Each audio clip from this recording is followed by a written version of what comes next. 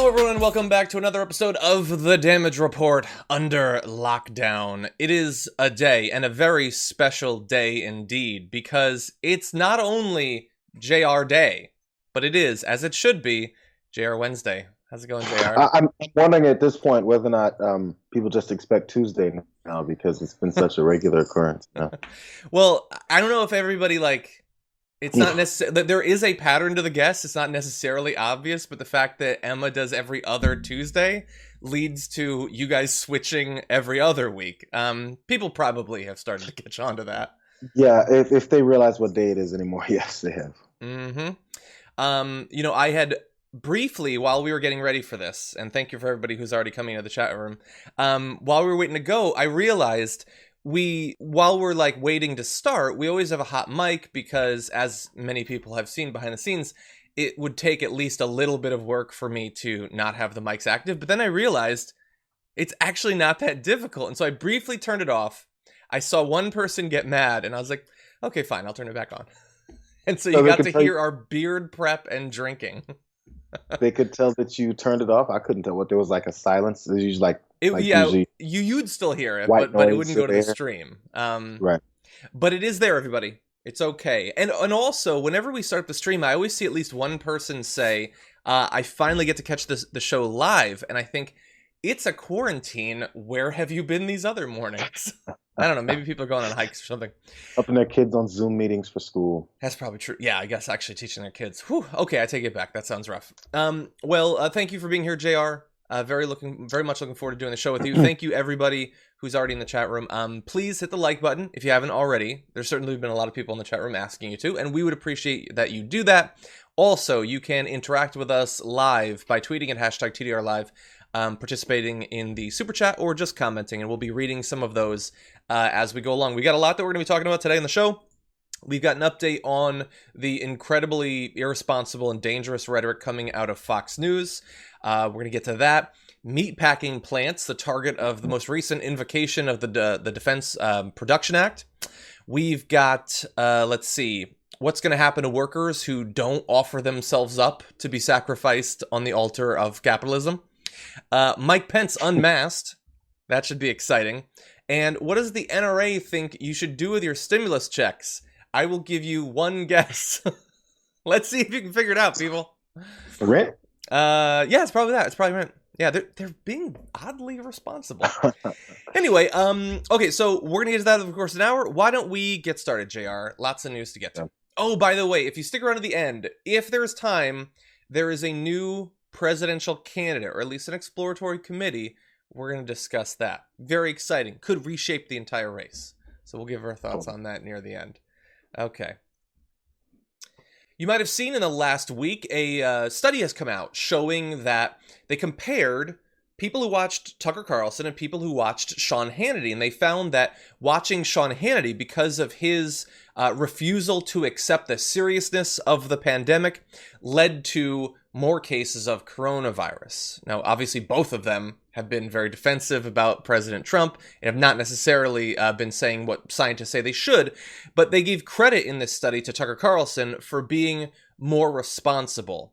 And he is not going to take that credit sitting down, because over the past couple of days, he has gone on a tear, arguing that the lockdowns should end, that they were never necessary to begin with, and more. So we're not going to play everything because you'd literally lose your mind, but here's a little bit of a mashup of some of what Tucker Carlson has been saying recently on his show. By the numbers, the annual flu is much more dangerous to children than the coronavirus is.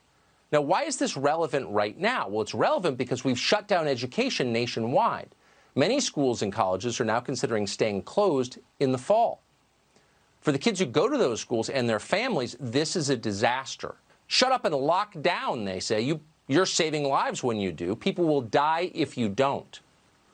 Every day you hear that, but it's not science. Those are political slogans. You may remember what they first told us back in February and March. They said, we have to take radical steps in order to, quote, flatten the curve. Well, 6 weeks later, we're happy to say that curve has been flattened, but it's likely not because of the lockdowns. The virus just isn't nearly as deadly as we thought it was. All of us, including on this show, everybody thought it was. But it turned out not to be. Hospitals never collapsed. Outside of a tiny number of places, they never came close to collapsing, at least not from an influx of infected patients. Instead, something remarkable happened, something amazing, really without parallel in American history. Matter. For example, we spent millions of dollars and more than a decade trying to find a vaccine for the SARS virus. Scientists never developed one. That's a shame, but did we halt life in the United States in response? We didn't. In fact, you may not even remember that any of that happened. The striking thing is the science has not changed that much since then. Unfortunately, American politics have changed a lot. Okay, so look, that was a lot, and there's a lot to cover there. I mean, we could have taken any couple of minutes from his show. The sheer amount of condescending, disdain-fueled lack of understanding or appreciation for science there from this, and let's recognize this, as everyone always should, this incredibly wealthy and privileged elite, this heir to a fortune, Tucker Carlson, who loves to be talked about as if he's some sort of regular man who understands the struggle of regular people. I've got several points that I want to make, but JR, I'm going to give you first crack at it. What did you think about Tucker Carlson's new turn on coronavirus? Okay, so when you listen to guys like Tucker Carlson, his skill is based, and it can easily be overlooked. His skill is in saying things that are strictly his opinion and posing them as fact. So you have to look for evidence when people like him are talking. So, I mean, I have to analyze these guys all the time. The easy ones are the Sean Hannitys of the world who just, they're puppeting talking points from Trump and they're looking to please him. Those are obvious. And people still like him because it feels good to have someone with that kind of platform saying the ridiculous things that are in your head in support of your president. So, but what Tucker Carlson does is he'll say, and we've reached that point, and it's totally gotten there, and we're done with it. Based on what? Those are opinions, but he's saying them like it's been established fact. So when you're listening to him, he'll pepper in some opinions, he'll fill it with opinions and pepper it with a couple of facts here and there to act like everything he's saying is a fact. I have a friend from college that was so good at that. He'd say things definitively. He'd say things without any kind of real evidence behind it.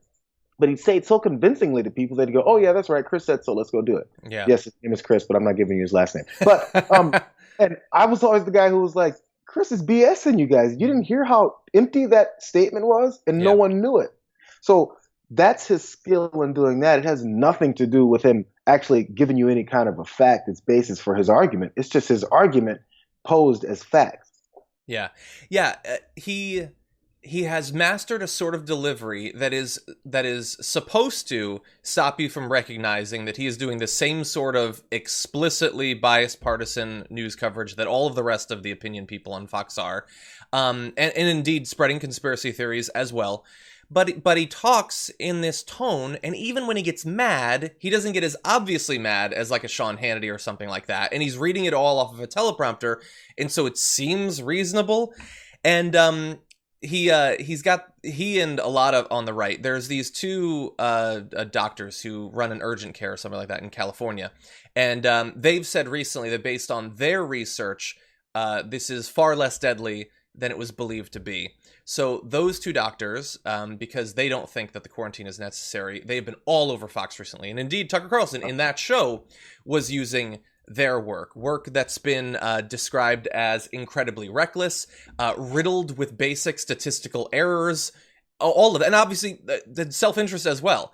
But he uses it because he doesn't care. He's not interested in the peer review process of these urgent care doctors' work. It's convenient, and so he throws it out there. But just really fast to respond to a few of the individual things that he said. He's back to the regular flu is worse. He said, it's not bad for kids, so just send the kids back. Now, I really want to focus on this statement because we criticized Donald Trump for saying this incredibly ignorant thing yesterday, not understanding that even if we believe that kids are less likely to die from the coronavirus, they can carry it and spread it to other people. Seriously. Yep. They can give it to their family. They can give it to the elderly. They can give it to the immunocompromised. Kids are great at spreading disease. That's like the main thing they do for the first 7 years of their life. But Tucker Carlson is either so stupid that he doesn't understand that or doesn't care and doesn't want you to understand that. So if you ever get some sort of knee-jerk need to give him some sort of credit for being intellectually honest or fair or free-thinking or anything like that, remember, he's willing to let your grandparents die by lying about the threat posed by kids going back to school. Beyond that, let's see. Remember, he's doing this show where he's saying the lockdowns aren't necessary, there's no proof they mattered, right on the a couple days after research showing that the death toll in the first few weeks could be as high as twice as what was reported. He doesn't care about that. He's not interested in the actual numbers, unless it was done by those 2 doctors at an urgent care in California. He's willing to spread that. And overall, the point that I want to make about his commentary there is, what did we say at the very beginning when these measures were enacted? We said, if we are lucky, they will be so successful that they will be called unnecessary. Because he says, well, hospitals didn't collapse. Okay, but the whole point was to try to stop hospitals from collapsing by trying to limit how many people get coronavirus in a very limited amount of time. So that happened, and that is proof that it wasn't necessary. Somehow he thinks that even though we're still losing 1,500 to 2,600 people every single day, that's not impressive. He's not impressed by that. He thinks that everyone being out there congregating would have no greater amount of deaths. That this, I would honestly say, I am shocked at the extent to which Americans have complied with these lockdowns around the country. I would not have predicted that they would have, or that they would have ever been put into effect in the first place, but they were. He thinks none of that mattered, or at least there's no reason to believe that it would have mattered. That an infectious disease would not spread more if more people were around each other. And really fast, so he started off with the children's stuff, complete boneheaded, ignorant stupidity to say that it doesn't matter if the kids go back to school. But then he ended with the SARS thing, because again, like you said, like Chris, he wants to pretend that he's being reasonable. He's making a comparison to another pandemic. He says, well, we don't need, a vaccine for SARS anymore. Yes, because SARS never got nearly as bad, partially because it's not nearly as infectious. It's harder to spread. This is a different disease. He's saying that not on, February 1st. He's saying it when 58,000 people have already died of the disease and thousands more die every day. He said there, the curve has already been flattened. Okay, look at this graphic. Yeah, I mean, I guess it's not still rising every day, but it's still thousands of deaths every single day, and he's not impressed. So the guy that gets given all this credit, even in that study that I was telling you about, he is saying that's not enough. These lockdowns shouldn't continue. They should have been put into effect in the first place. And understand he's saying that while he's, broadcasting by himself, he's not having in-studio guests. Yep. He's protecting himself, as indeed all Fox hosts are. But the rest of you, you don't need these protections anymore. In fact, you never needed them. They gave up the game from the beginning when the Glenn Becks of the world and Lieutenant Governor from Virginia, I believe it was Virginia, when they all said, hey, it's okay if we die for the sake of saving our economy for other people. Which, by the way, when they said we're willing to die, it doesn't mean themselves personally, even though Lieutenant Governor said so. I'm trying to blank on his name, Dan Patrick. There it is. So when those guys come forward and say things like that, they gave up the game a long time ago. So after that, everything that they've said as far as arguing against it, arguing against quarantine, arguing against the results, arguing against the fact that hospitals didn't get overrun and shut down, which, by the way, many hospitals are overrun. Yeah, let's keep it real. So just because they didn't literally collapse on themselves like an implosion of a building doesn't mean that they're not still pressed and stressed for equipment and are not overrun by patients, when other patients that need other medical attention on a normal basis, when a pandemic isn't stretching across the world, are trying to get in there. These are the strains that happen. So let's not just write off the fact that hospitals are just doing great, because I know several nurses and none of them are doing great. Just to keep it real, none of them are doing great. So when they give up the game early on like that, and they know, and then from that point on, everything else they said you can now write off as BS or trying to fulfill that agenda of their predictions that none of this was a thing in the first place. So as you pointed out, put your money where your mouth is. Jump on that bus, Tucker. Take a trip down to Fox News headquarters and bang on the door for them to let you in. You're not doing that. Yeah. So apparently, what you're looking for is for the minions who follow you to be your guinea pigs to allow this to continue, so you can continue on with your economy. When he says we need to go ahead and risk ourselves to push this economy forward, he means you. Exactly. And I'm not going to play the video I was going to, but Chris Hayes called him out and said, go chop some pork if you want. I mean, after all, like, look at the industries that have continued. Like, the frontline workers are dying at high rates. People in meatpacking plants are getting exposed and dying. Grocery store workers are getting exposed and dying. People in transportation are getting exposed and dying. The things that haven't been shut down are severely limited because they are essential. They can't be shut down. Those people are disproportionately being affected. I think it sort of makes sense to imagine that if all the rest were still going on, we'd probably see a similar pattern. But you know what? I'm not Tucker Carlson. I just don't have that sort of amazing galaxy brain that he has. And really fast. Well, I'm focusing on him here mainly because people don't seem to get that he is just as dangerous in his rhetoric as Sean Hannity, and perhaps more so because it's not as obvious. He said in another show the death rate is not devastating. Well, not to him because he doesn't care. These are peasants dying. And he's not interested in peasants. Another Fox host compared saying that there's need for more coronavirus testing to the same thing as wearing a helmet if there's snow on the ground. It's not necessary. Why are you saying we need more testing? Host. Let's go with the whole helmet thing. So football players wear helmets and they get all these concussions and later in life issues with their brain damage and all this stuff, which leads them many times to suicide or just pain for the rest of their lives. They wore helmets during their time playing football. It was a preventative measure, and it probably helped them not lose their lives while they were playing, which would have happened. So if football players are wearing helmets, which they're trying to advance and make better, crazy how that works, you guys, so they can protect them further. Do you now say, hey, what are we wearing helmets for in football? Because, it protected people. Look, everyone's not dying on the field every day. Because, by the way, early football, American football, people died on the field from playing the sport. So now we're not doing that. So because we made that change for this preventative measure of wearing helmets and shoulder pads and wrist pads and ribs and all this stuff to protect you from injury, should we not use it anymore because it worked? That's the logic we're going with. It's not necessary. Because you know what? Because it's more exciting for me to watch other people play without pads. So, whatever. What if they get injured? Who cares? Another host said that COVID-19 is only terrible for a very small group of people. This is the pro-life group. That only kills some people, not others.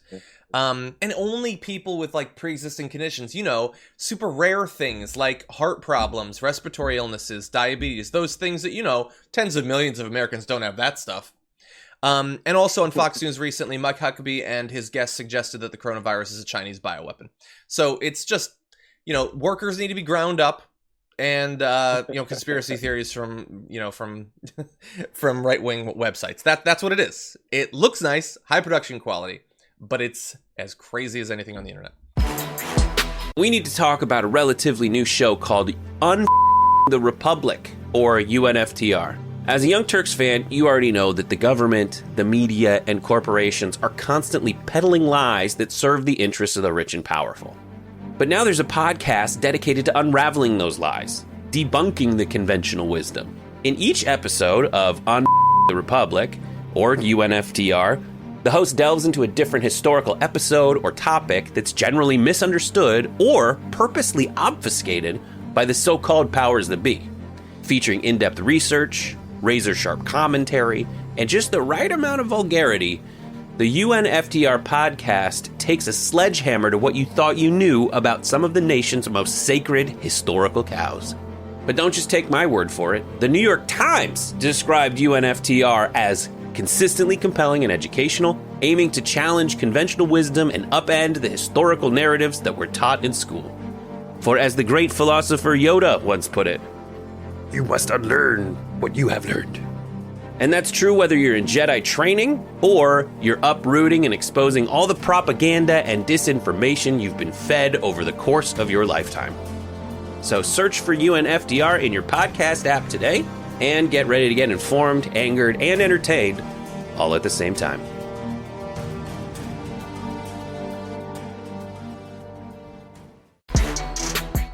Donald Trump made a surprise announcement late last night saying that meat processing plants are going to continue operating, declaring them critical infrastructure as the nation confronts growing disruptions to the food supply. So they are going to be using the government and the DPA to do whatever they can to force these meatpacking plants to remain open.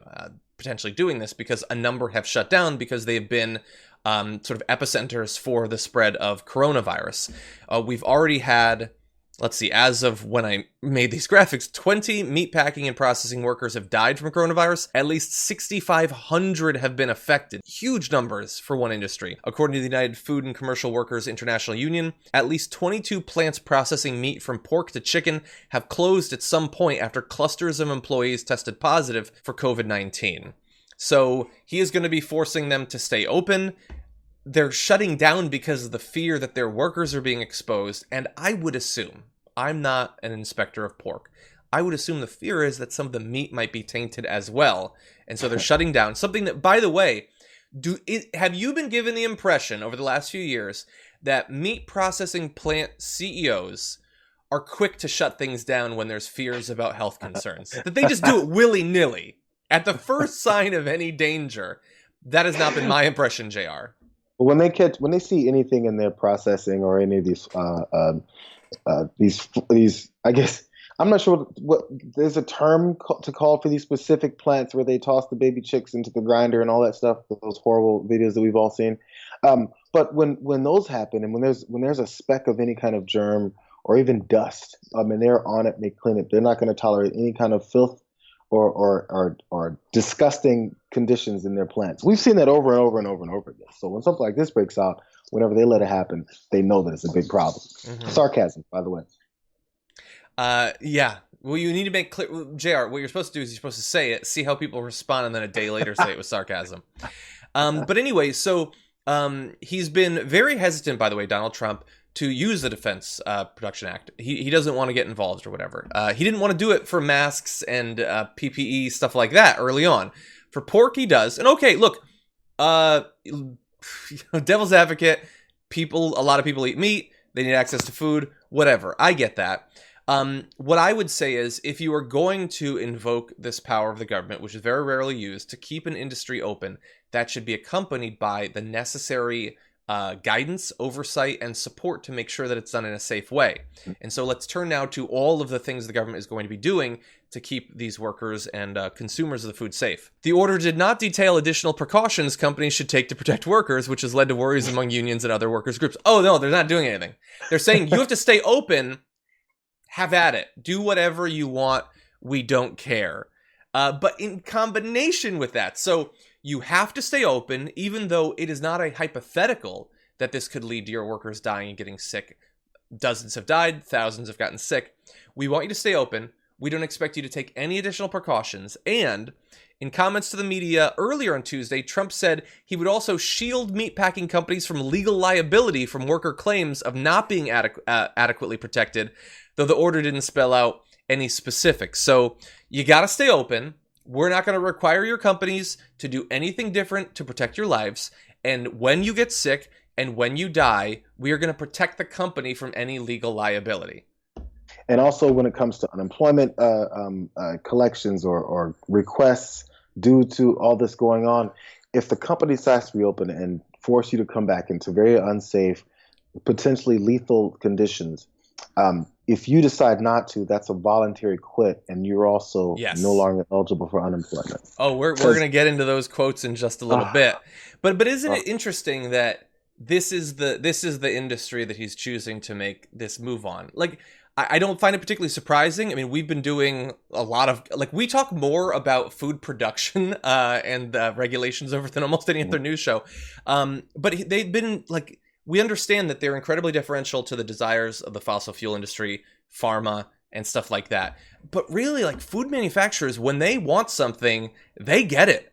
And this is just another example of it.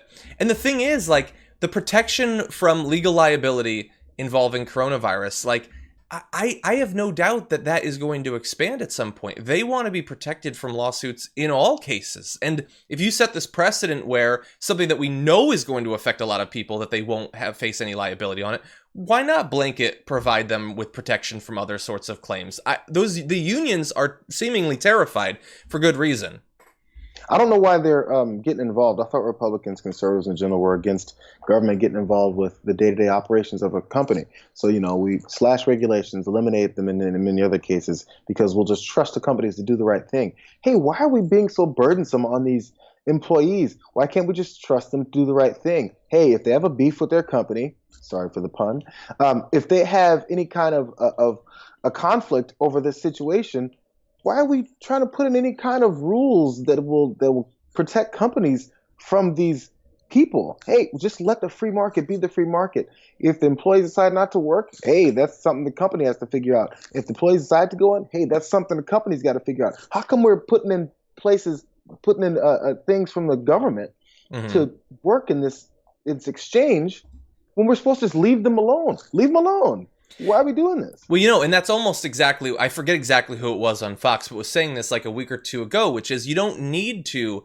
do these lockdowns and stop people from going to these various companies, because the companies, thanks to supply and demand and the wonderful power and motivating force of capitalism, they're going to voluntarily do everything that's necessary to not spread the disease because they don't want their brand associated with it. Like you're saying, if that's the case, government doesn't need to shield them. They're not going to need a shield because they're going to voluntarily create their own shield to protect their workers and their consumers as well. All these corporations are amazing, beautiful people that want nothing but the best for the people that work for them.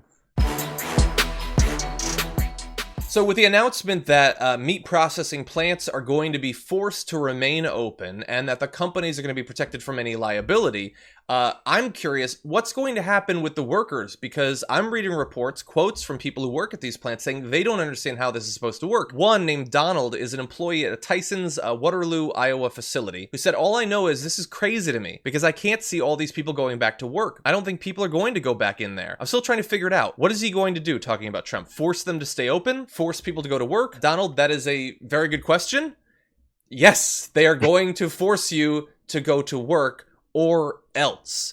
And so what does that or else look like? Well, we have a quote from the governor of Iowa, Republican Kim Reynolds, who said, if you're an employer and you offer to bring your employee back to work and they decide not to, that's a voluntary quit. Therefore, they would not be eligible for the unemployment money. So they're going to force you to go back to work. If you don't go back to work, you're going to lose access to all of those benefits. And by the way, she also said employers who have workers that refuse to return should file a report with Iowa Workforce Development. So between an employer whose employees don't come back, she's like, I got advice for you. Go to this group. They're going to hunt those people down. If you're a worker who's afraid of getting and dying from coronavirus, I got no interest in you. Yep. You're quitting. No unemployment benefits. We're done with you. You're un-American. You're expendable, and we were hoping you could be expendable for our benefit. And since you refuse to, you're just expendable at your own expense, and we're going to make sure that you're out of our way. It's the weeding out of people that, like, the degree to which this whole pandemic has exposed our system and our economic system and our hatred towards our citizens is profound. And I need enough people to realize that, because we're still sitting in the whole like, oh, well, yeah, they want the best for us. That's why when these checks go out, these $1,200 checks go out and Donald Trump's name is at the bottom of them, or he sends out the letter because he needs more people to see his name at the bottom of it. It's a continuing push to make sure that people think it's all them and you're still nothing. People have to start realizing that you have more power than them if you exercise it. But, this is how they keep inflicting this on you, to make you think, hey, we're going to put you in this corner. We're going to make sure that we supplement these companies, these corporations, to screw you over as much as possible, to beat you into submission. It's a partnership to destroy you if you don't do as you're told. It's crazy. And I know I sound crazy saying it, but that's the bottom line of this. All these different parameters and factors are put into place to where you have no choice anymore. Yeah. But they won't say it openly. They'll say that that's what others want that are actually looking to protect you. They're not at the point of like sending the cops to drag you to your station, but they're doing everything they can to produce the same incentives. It's just amazing. I mean, how many times over the course of like the past month, since the reopen calls have gone about, have we made some sort of analogy to their willingness to like grease the gears of capitalism with the blood of workers, to grind them up and all that stuff? This is how they do it. And they're even doing it in an industry that is about grinding things up. It's really on the nose at this point. The analogy is super clean. Like, you think about it. your company's going to be forced to open. The CEOs don't get to choose. I don't think that they would. But they're not even getting to choose. So screw, free market or whatever. They have to come open, which means that you have to go to work. You're going to be afraid of getting coronavirus. And if you don't go, that's a voluntary quit. You get no benefits, no unemployment, no anything like that. It's really amazing. Now, there's one other detail to this. Coming from Kim Reynolds. So the only exception for workers getting unemployment after not returning to work is if they are ill with the virus or taking care of a family member who has the deadly disease. So you won't be forced to go back to work if you already have the disease, which makes sense. Except that you will be forced to go and potentially get the virus. Yeah. So you don't have to go if you have a family member that already has the virus. You do have to go get the virus and give it to your family members. I really don't understand what passes for logic with Kim Reynolds here. The entire thing, it's like an insane, like some sort of eldritch horror has come up with this plan. It is definitely going to result in more infections and more deaths in this industry. If I was one of the workers at one of these plants that's about to reopen, I would be terrified. The policy is obviously there, not for the people who are advocating it.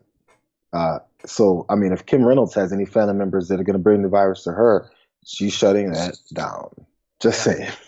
Exactly. And by the way, it's not just Iowa that's going to have this particular policy. You've also got, according to the Texas Workforce Commission, to qualify for unemployment benefits in the state, a worker must be, quote, willing and able to work all the days and hours required for the type of work you're seeking. And so if employees who choose not to return to work, they will become ineligible for unemployment benefits. And if I was doing it, if Texas is doing it, you better believe that other Republican states are going to do it, especially after the precedent has been set. So we, like the working class, got a very small one-time stimulus.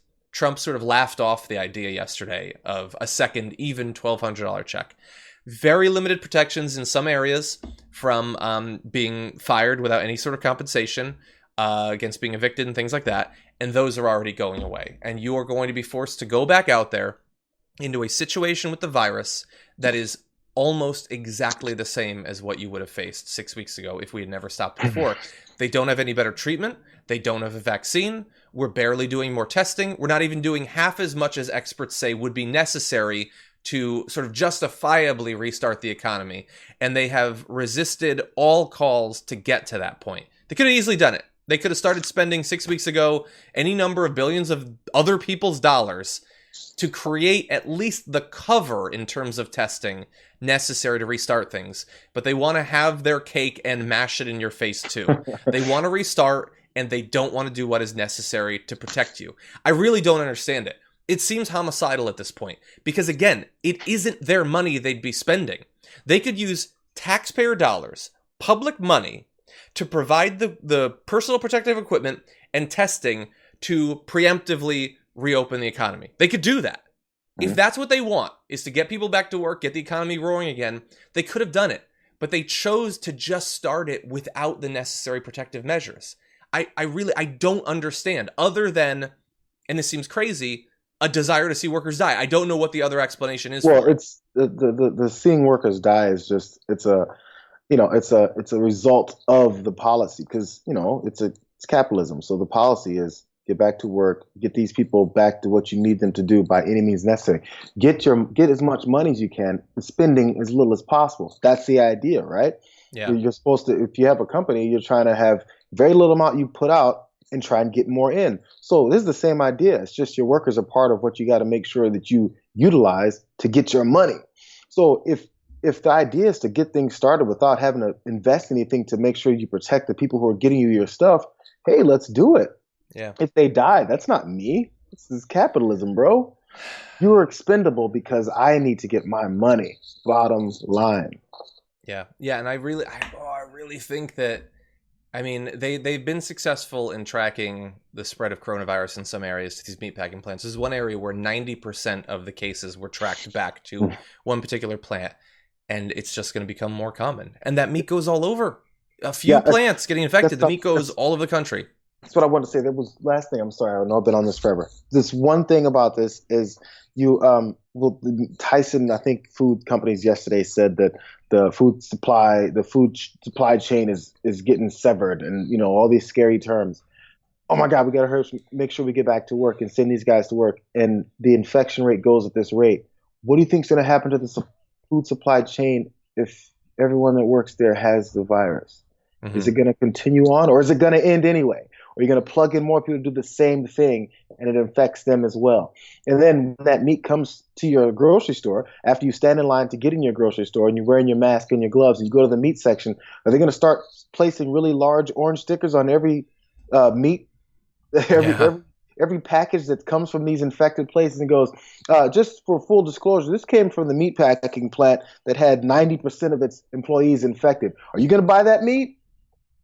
Yeah. No. Those things are going to be covered up. Those things are not going to happen, but they'll scare you into thinking, oh my God, look, the food supply chain is going to break down. You got to hurry up and kill yourself to make sure. There's ways you can do this. I'm not saying I have the answers. I don't even know exactly how the transmission of it could be with these types of things. But I get the feeling that if people are told they're getting this meat from places like this, they may not be very comfortable buying it. I have a theory really fast. I think the person behind this move, you know who it is? It's Cory Booker. You know why I say that? Because if you wanted to create as many vegans as possible, I can't think of any better way to do that than to have 6 months to a year of people associating all meat with getting a fatal disease. It's going to. It's going to take a lot, John, because the first couple weeks of this, if you go to the store, there was, everything was off the shelves. People were buying everything. There was no limitations on certain things. I was in like the lunch meat section, hot dogs and stuff, whatever. Yeah. All of it was gone except for the vegan and vegetarian options. Those were packed full, just that sliver of the section. And I was like, no matter what, people are not going to buy it. It is way worse. You're crazy. Try the Beyond Sausage. Just try it once. It's no, good. I'm not saying people have tried it and they didn't like it. They won't try it. That stuff sits on that shelf and people won't buy it. They're like, yeah, I'll buy the fat-free hot dog before I buy the Well, stuff. Here's the thing. In those early weeks, when I would go into the store, people might not have been able to buy their sausage, but I was able to get Beyond Sausage, and it was delicious. So these idiots, they really messed up. Good chance you've probably seen some of the footage from Mike Pence's recent visit to a hospital. Here he is, and I want you to notice not what's there, but what's missing.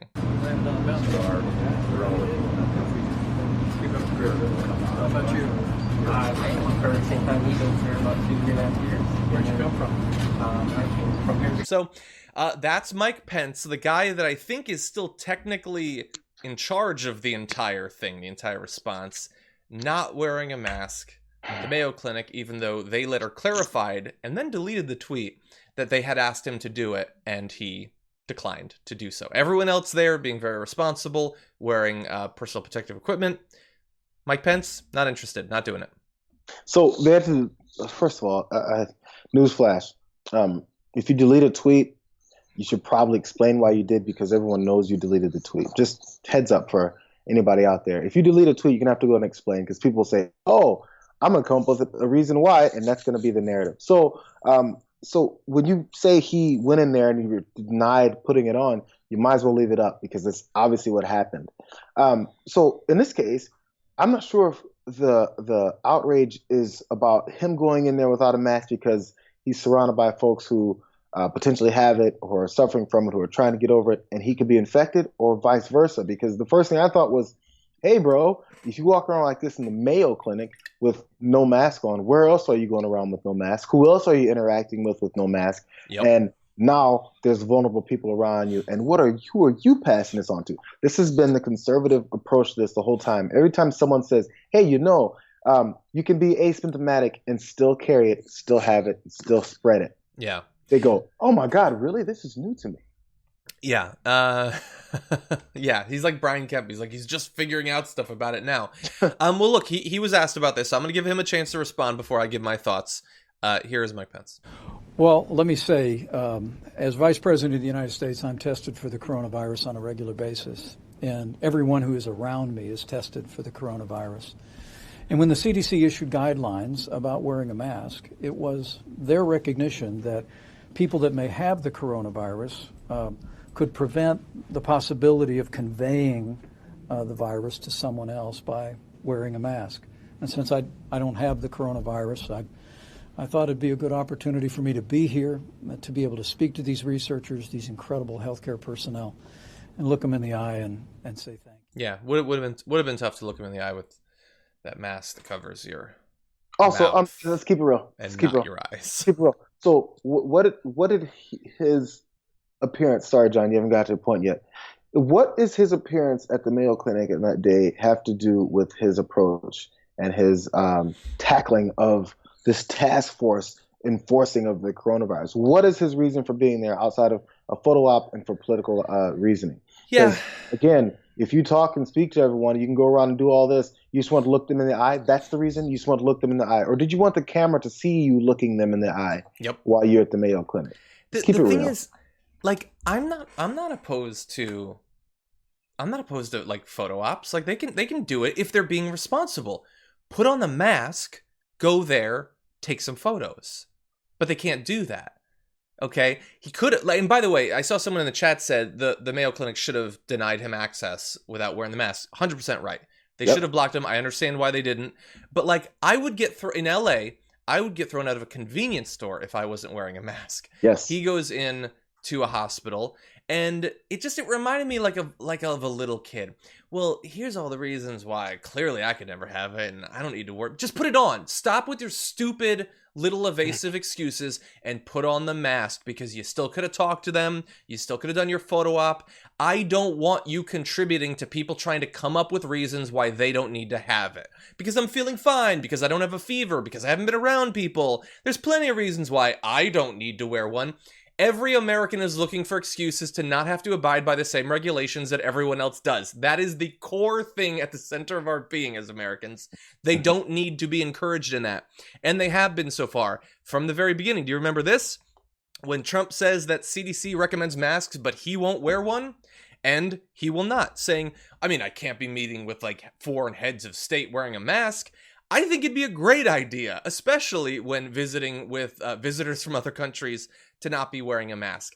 This is not about the protection that they have or the testing that they've already done. This is another example of how stupid and dumb and weak conservative masculinity is. They think it looks weak to wear a mask, and so they refuse to do so, even though that leads to a higher chance that they will get a disease that could kill them. It is dumb, dumb, dumb. That's what makes it conservative masculinity. Ask him if he'll go hang out with Boris Johnson in his face and share forks and spoons with him.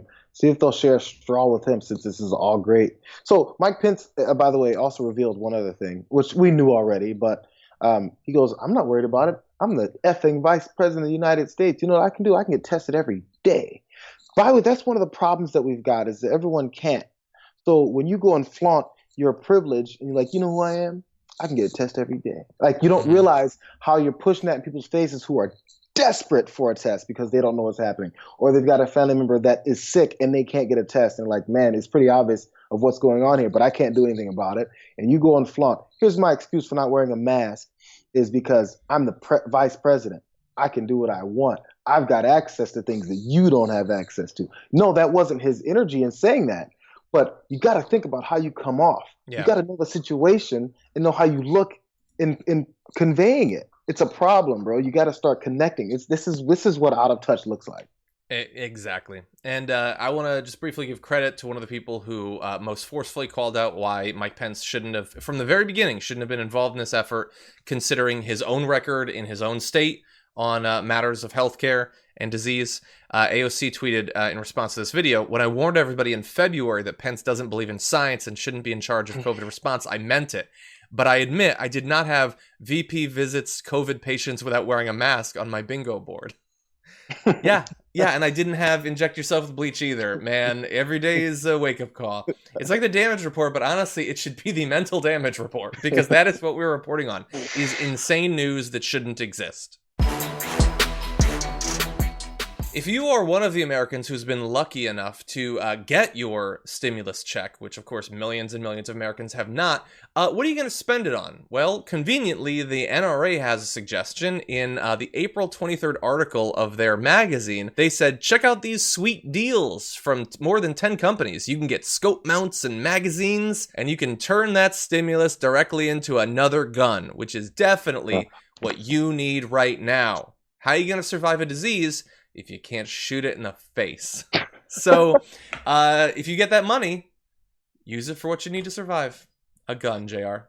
Well, I guess every industry, as people get their stimulus checks or get the little money they get to survive, are going to want to attract people to spend it in their arenas, the ones that are still collecting money in some kind of way. So, I mean, I guess it's not a surprise. It's like any other industry, if somebody makes, whoever makes masks, they're probably doing great. Grocery stores are not telling people, hey, don't come buy the Fritos and the Doritos, even though those aren't necessarily needed. Like, hey, still buy them. We'll take their money. So I get companies wanting to still get access to the money people have gotten.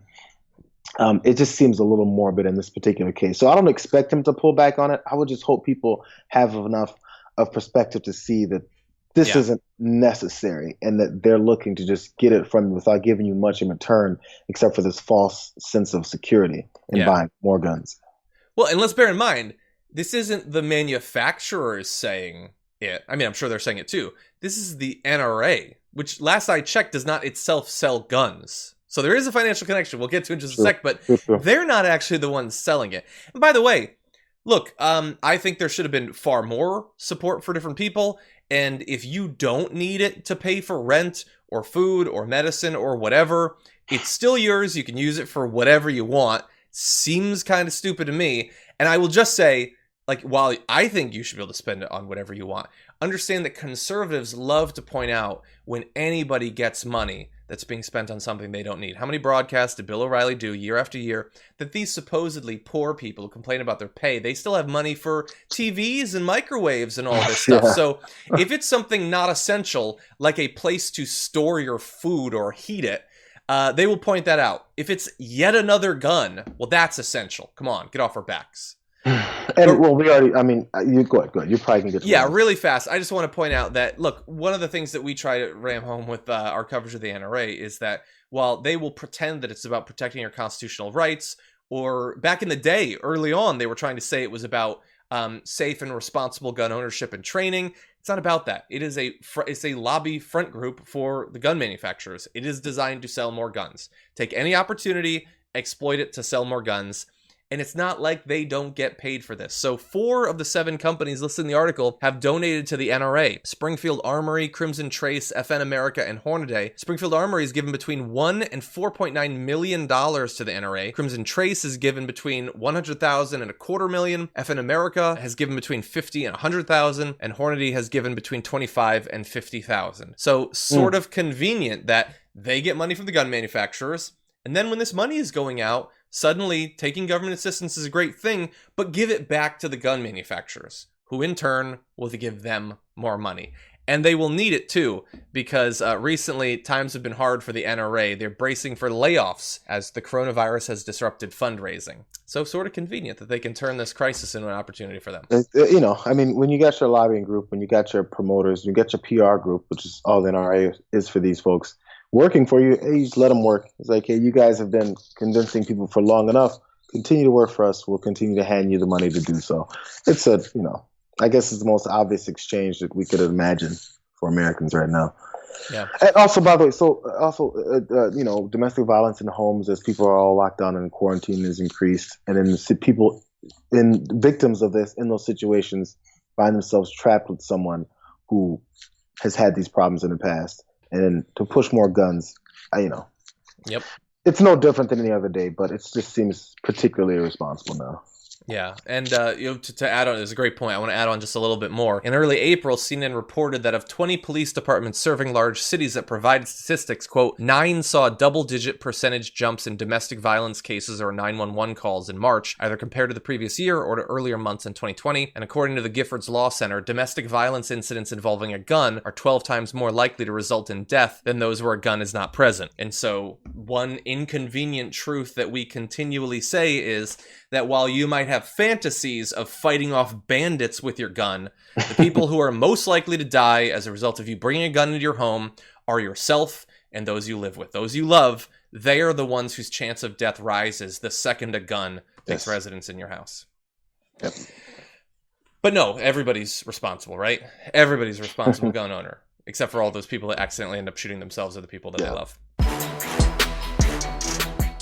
From the beginning, we've been saying on this program that if we are going to formulate a response to coronavirus, check it, to see if it needs to be changed over time, adapted, we should be talking with the experts while doing so. I am not an expert, so we decided, you know what? We're going to bring on an expert, and that's what we've got for you now. Joining us is a risk and behavioral scientist on EcoHealth Alliance's Leadership Council, Dr. Sweta Chakraborty. Welcome back to the show. Thanks for having me. Great to have you here. We've been doing a bit of reading here at the show of some of the recent articles you've written, interviews you've done, and there's a couple different aspects of this we'd like to talk to you about. One is in terms of the sort of efforts that have been taken so far, the widespread, at least for several weeks, lockdowns and things like that. What have you made of the response that you've seen in various parts of the country? Would you say that it's sufficient? Are there places where it's gone too far? Right. So my stance on this hasn't changed from the beginning. We never had conclusive evidence that severe social distancing measures really makes any sort of change on the trajectory of the infectious disease. And that might be shocking for some people to hear, but all of the data that we're using is from the 1918 Spanish flu. That's over 100 years ago. We're talking about a time when women weren't allowed to vote. So society and human behavior has changed significantly in over 100 years. And none of that has been placed into whether or not some of these severe social distancing measures are going to do more net benefit than net harm. We have more recent evidence analyses from more recent infectious disease outbreaks like MERS, like SARS, that some of these measures, like school closures, for example, again, have come out as inconclusive. So places like Sweden, which the rest of the world is looking at with a lot of alarm to say, how are you not putting these severe distancing measures in place? They're doing a much more moderated version. I would argue, as a risk scientist, that without a thorough risk-benefit analysis, we cannot be confident that there is more benefit than cost, that the cost of putting these measures in place aren't actually worse than the benefit to be attained from them. And that's something we're not going to really be able to know until months from now, when we look back and really look at which combination of measures really worked and compare some of the policies across states. Like you said, it's been very disjointed. Some places are a lot more lax, some places are a lot stricter. And again, these measures really need to be based on the community transmission of the virus. We need to look at what the base rate statistics are on the ground before we just put some kind of overarching measure in place. It never made sense from the beginning. And human behavior is complex, and we're saying people are not adhering. Over time, people are going to increasingly stop practicing social distancing. And that's also something that never really got factored into the thought process when we thought about the policies that would make the most sense for this country. And so we really need to think about now moving from severe to moderated, because it's done a lot of harm. Well, it seems like that's the direction they're going in. So, like I said, I'm not an expert, but I do have some follow-up questions. So it seems to me, just viewing this as a person that's been going along with the lockdowns, you know, I had no input on the creation of them. When I look at, like, time-wise, the spread of the disease before and after the lockdowns, in New York, we saw an explosion of cases and deaths, and it seems like since the lockdown has been put in place, it hasn't necessarily gone down drastically, but it also hasn't continued on the trajectory that it's on. When I look at industries that have continued to operate, some forms of transportation, you know, I'm looking at what's happening in the meatpacking plants, supermarkets, things like that. The places where you are still seeing people congregate are seeing a lot of deaths. So my question is, Are you saying that if New York had not instituted social distancing, that the same result would have come about, that we wouldn't have seen more infections or more deaths? I'm saying the marginal benefit that would have been gleaned from putting these severe social distancing measures in place might not outweigh the harm that has been caused by them. What we're not factoring into the equation is the ripple effects that also result in death. So remember, 600,000 plus Americans a year die from cardiovascular disease. It's the #1 killer in the United States. How many of those people, rather than showing up to the ER because ER has been inundated with COVID-19 patients, are now instead dying from heart attack or stroke or some other complication of cardiovascular disease in their homes? That's just one example. So without looking at the big picture, without factoring in all of the secondary and tertiary impacts of these various policies, severe to moderate to mild, we're never going to get a real understanding of exactly what worked and what didn't, and overall how many people really were benefited, how many lives really were saved. That is what really I fear is going to come out of analysis in the coming months, is that these social distancing measures potentially did more harm than good. That's not to say we shouldn't adhere to them, because if there's any marginal benefit even to be gleaned from practicing quarantine and lockdowns, then people have to comply. Because without that, really, what was the point? So that's really important to remember. If we've made the decision to lock down, we really have to comply to it. Otherwise, it really won't be effective.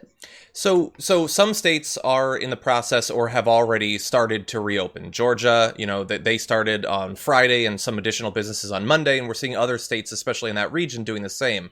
So are you and other scientists going to be seeing over the course of the next 1 to 3 weeks to see if, now that we have sort of a natural experiment going on where there are some places that are remaining locked down, others that are opening up, to see if we see an uptick in cases or deaths in those areas? Oh, yes, 100%. I mean, this is what epidemiologists, virologists, social scientists, medical healthcare workers are all working together, hopefully working more together on than not. But that's ultimately what was missing in the beginning. In the beginning, we really just were listening to the epidemiology argument and the public health argument, which of course is the primary perspective when an emerging disease breaks, right? We need to think about the primary impacts of an infectious disease, which is lives lost, and how to stop that from getting worse. But now, as this virus has made its ripple effects through society, from additional risks like mental health, like increased domestic violence, like increased child abuse, all of these upticks that are happening because, again, of the policies that have been put in place, this now requires a larger narrative. Now we need to include a much more multidisciplinary collaboration to be able to get a really good picture of what worked and what didn't.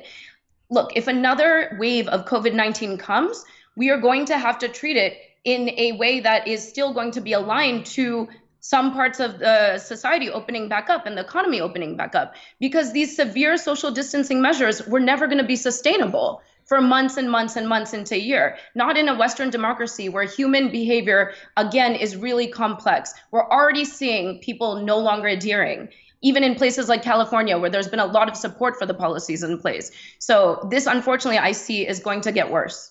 So let's talk long term. Let's say that we see some areas that are opening up to greater or lesser extents. So let's hypothesize that we don't see an absolute explosion in cases, and that perhaps we get some sort of middle of the road policy where you still have new infections, you still have 1 to 2,500 people dying per day. Long term, what would you advise as an appropriate response to that going forward? If you say that the sort of lockdown we've had isn't sustainable for many months, what would you say would be a replacement for that?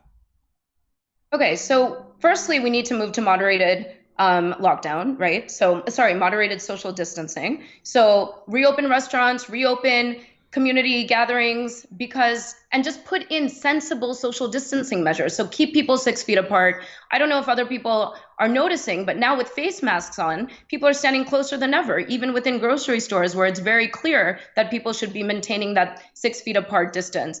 And let kids go back to school, start eating lunches at their desks rather than congregating in cafeterias. These are sensible, cost-effective measures that can be put in place. Enhanced hygiene, that needs to be put in place. All of this just isn't for COVID-19, John, and that's what the takeaway is. This is not the last infectious disease. Might be a second wave of COVID-19, and very well, we know there's going to be another emerging infectious disease somewhere down the line. So these are just good practices to put in place that we can glean off of as we start to get a better picture of the risk landscape once we get more testing in place, right? So all of these things are improving at the same time. So what I'm advising is, alongside increased testing, so we can put a face on this invisible enemy, we need to see who's immune, we need to see who's at high risk. We need to do more genetic testing, because we're finding that up to 50% of the variants that can explain mild to severe symptoms of COVID-19 patients can be attributed to genetics. That's really interesting. That's from one of my alma maters, King's College London, is doing the research into that. We also need increased contact tracing. That's why South Korea did not need to lock down in the way so many of the countries in the world have had to. And then we also need to get on the vaccine bandwagon and just continue to support and to speed up safely a vaccine coming into real use for society. So if all of these things happen together, then I think it's really sensible to start thinking more moderated than severe as the way we've been living. Because again, I think it's been more net harm than good. You know, I'm interested. Some of the proposals that you said that could theoretically help, like contact tracing and things like that, seem very reasonable to me.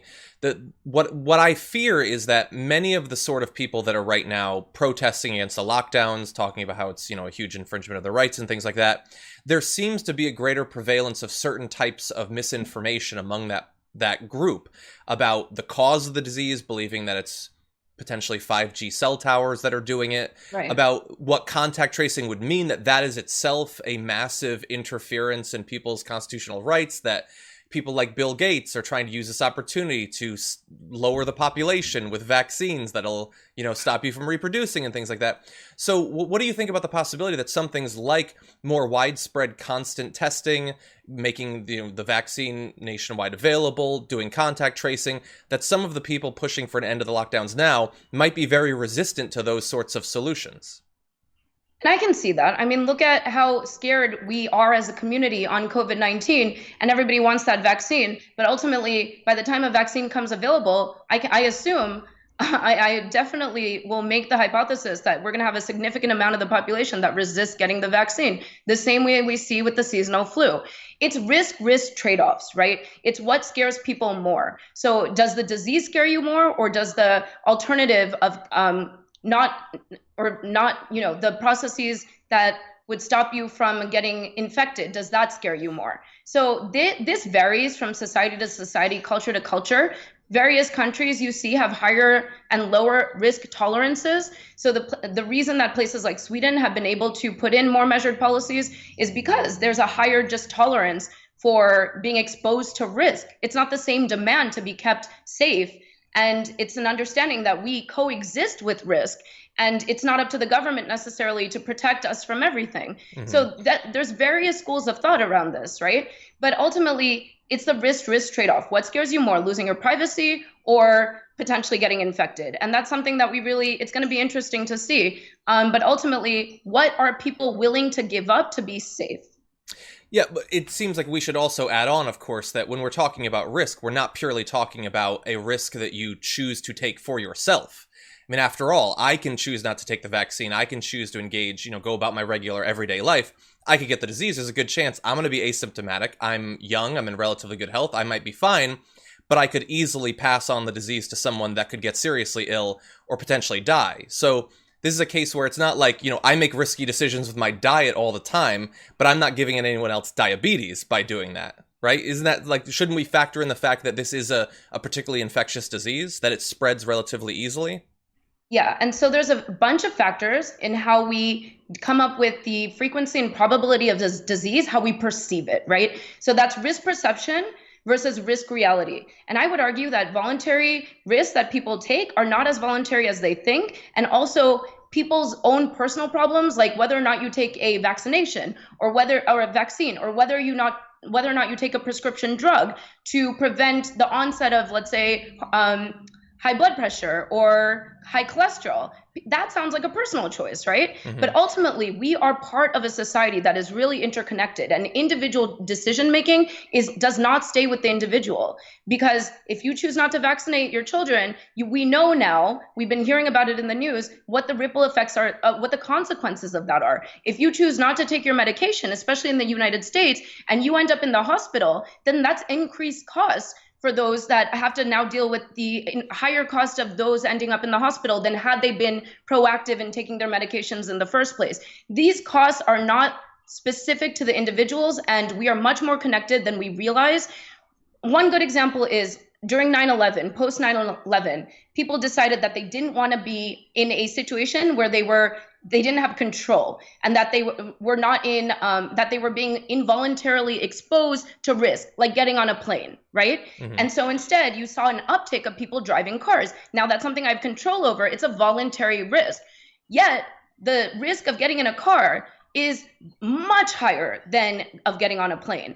And so that's what ends up happening is when we start thinking about things like control, catastrophic potential, familiarity, whether or not a disease impacts children or the elderly. All of these things is true for COVID-19. It triggers all the cognitive hot boxes we have in our head, and that's why we perceive higher risk associated with it than a voluntary activity or a chronic disease, because they're more familiar, because they seem like we have more control. It's a trick our brains play on us. It doesn't mean it's safer. So I think that we might disagree on some things, but I do agree with you there. And Dr. Sweta Chakraborty, thank you so much for joining us today. We really do appreciate it. Thanks for having me.